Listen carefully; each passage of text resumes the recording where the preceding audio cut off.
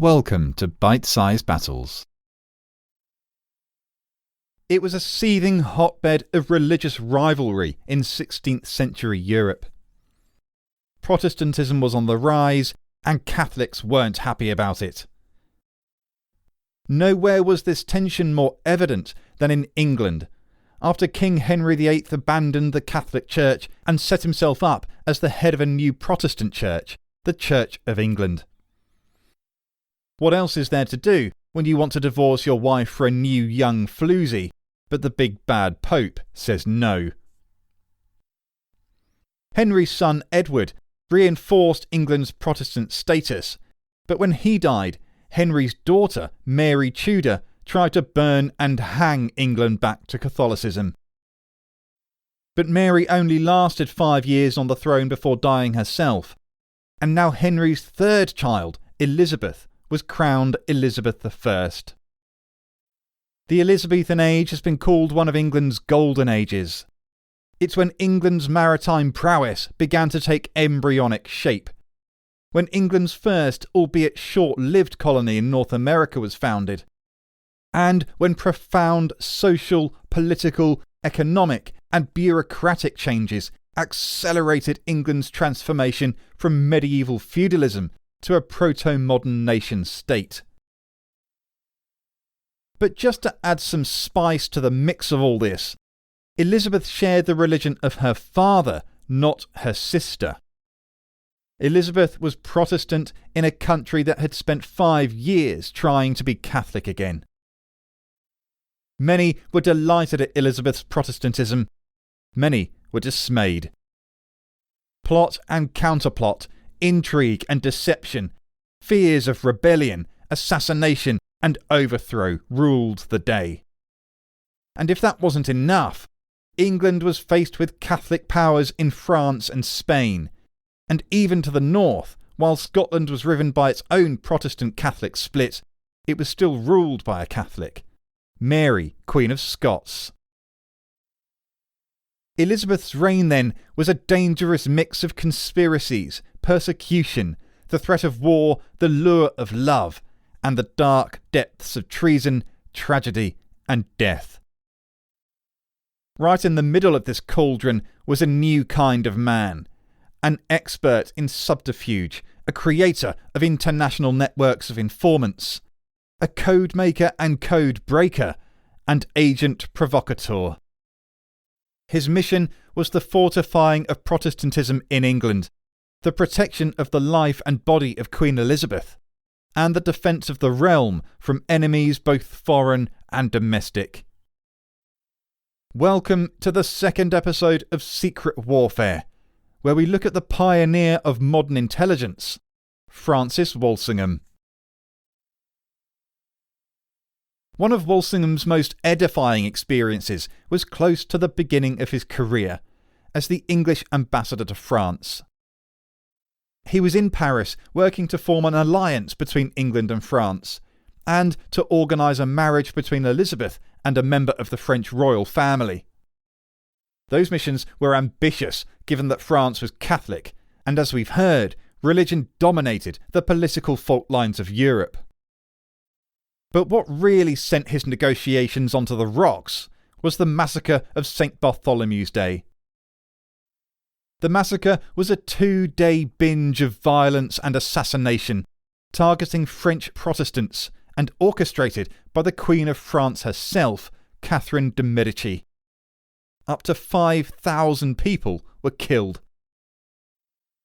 As mobs ran riot, many Protestants sheltered in Walsingham's home, protected as it was by his ambassadorial status.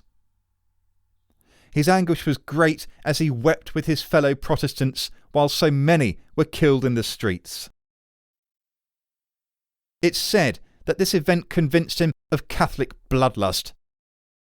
He saw clearly what would happen to Protestants at home if England was forced back into Catholic hands, either through domestic rebellion or foreign invasion. He resolved to do everything in his power to prevent that from ever happening. Thankfully for him, his power to do so was about to grow enormously.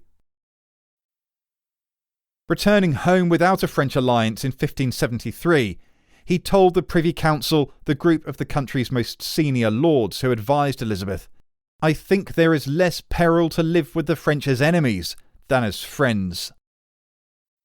He quickly joined the Privy Council, becoming Elizabeth's principal secretary, responsible for handling all domestic and foreign affairs, including all diplomatic communication with ambassadors. He used this position to gather together a vast network of spies and informants throughout France, Scotland, the Low Countries, Spain, Italy, the Ottoman Empire, and North Africa. He employed expert cryptographers like Thomas Philippes, who decoded letters and forged his own, and people like Arthur Gregory, who could lift and repair wax seals on letters, allowing Walsingham to read their contents undetected. If something was going to go down, he wanted to know about it, and usually did. He directed this intelligence gathering against Catholics in England and Scotland, working hard to penetrate their circles in an attempt to uncover plots which he was certain existed. He particularly distrusted Mary, Queen of Scots, and her supporters.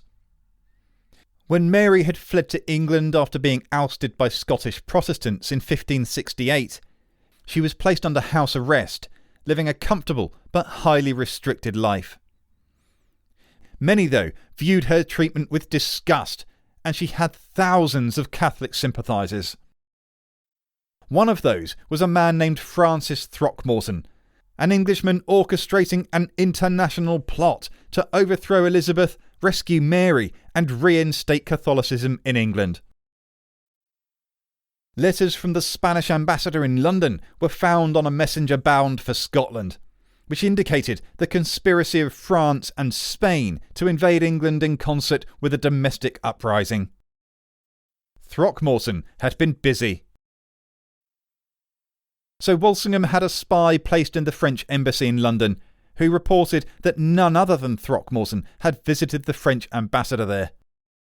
So, after surveilling him for another 6 months, Walsingham had Throckmorton arrested and tortured on the rack. The rack was a particularly brutal method of torture. It meant the victim being strapped on a rectangular wooden frame with a roller at one or both ends. The victim's wrists were then chained to one roller and their ankles to another. If the interrogator didn't like what they were hearing, they would use a ratchet to gradually turn the rollers, slowly stretching the victim and increasing the strain on their shoulder joints, elbows, hips, and knees. Eventually, the strain would become too great. The joints would dislocate and separate with a grotesque pop. If the victim continued to be stretched, the muscles would be pulled too far for them to ever contract again, leaving the poor wretch nothing more than a floppy pile of torso and limbs. The rack also let the torturer use any number of other methods on the victim, including various things with the skin, teeth, nails, and let's just say, hot pokers.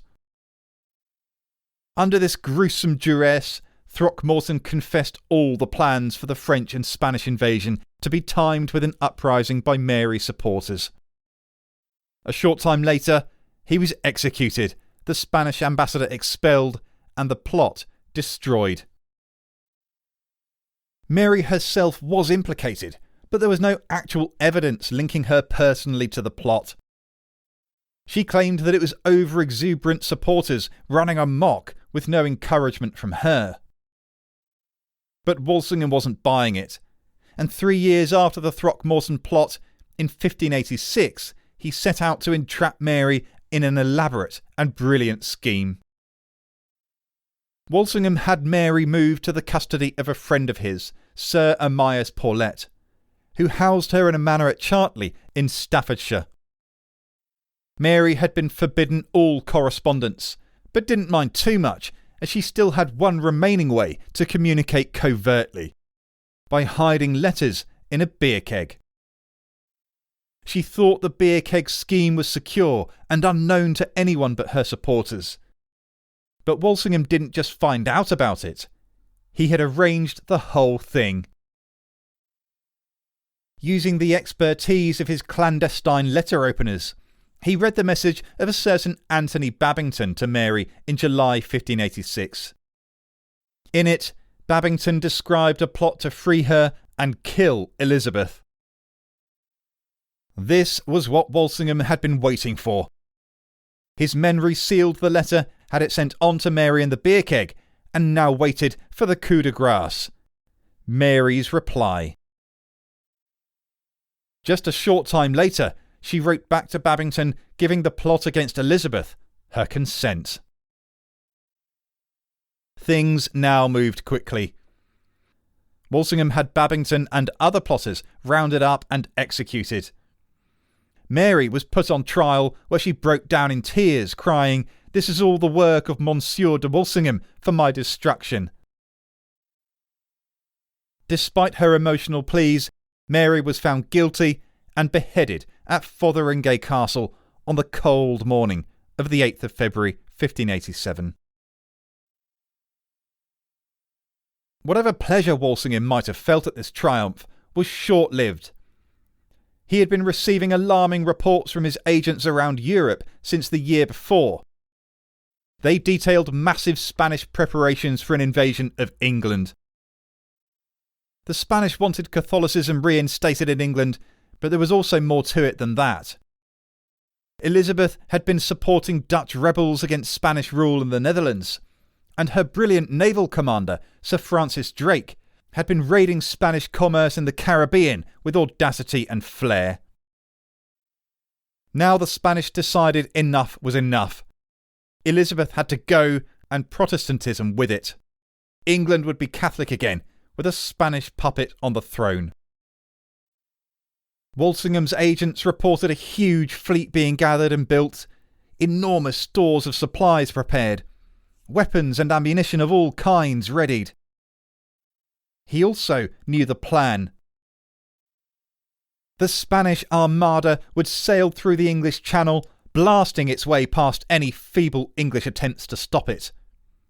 It would hook up with 30,000 crack Spanish troops in the Netherlands and then drop them off in southern England. It's likely England's small army could do little to stop it, and anyway, the Spanish were sure England's Catholics would rise up and support them. There was no more serious threat to England and to English Protestantism. So Walsingham got to work.